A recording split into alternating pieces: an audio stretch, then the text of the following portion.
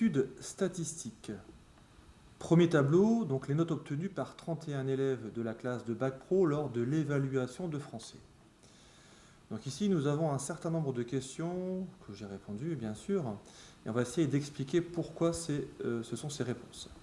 Donc, tout d'abord, quand on étudie une série statistique, on s'intéresse un peu à qu'est-ce qu'on étudie en règle générale, sur quel effectif, et est-ce que le caractère est mesurable ou non.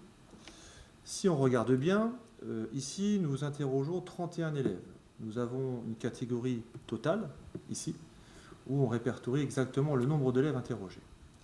Vous remarquez une chose, c'est que le caractère étudié, c'est la première chose qui se situe sur votre série statistique, à savoir ici, c'est la note obtenue en français, qui va de 3 à 16. En dessous, vous obtenez un effectif correspondant à chacune des notes. Par exemple, le 3 a été obtenu une seule fois, le 6 deux fois, le 8 trois fois, pour un total, si on considère l'ensemble des élèves, de 31 élèves. Donc la première question, c'est quelle est la population à étudier? C'est forcément les élèves de cette classe de Bac Pro, d'où la réponse.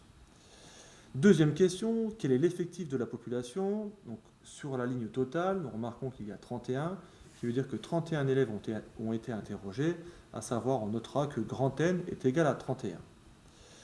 Troisième question, quel est le caractère étudié? Le caractère étudié ici correspond à la note de français. Voilà, donc la note obtenue. On se pose la question maintenant, c'est est-ce que c'est un caractère qui est mesurable ou non? Donc c'est-à-dire, est-ce que c'est un chiffre ou ce n'est pas un chiffre? Étant donné qu'ici nous avons 3, 6, 8, etc., etc., nous avons bien affaire à une valeur chiffrée, donc le caractère est mesurable, d'où la réponse.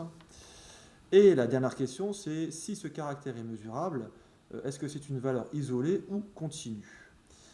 Vous remarquez une chose, c'est que chacune des valeurs est seule dans la catégorie note, donc on dira que c'est un caractère isolé, il n'y a qu'une seule valeur pour chacune des notes attribuées. Voilà, donc quand on fait une étude statistique, on va regarder l'étude dans sa globalité, savoir à qui j'ai affaire et quel est le caractère étudié.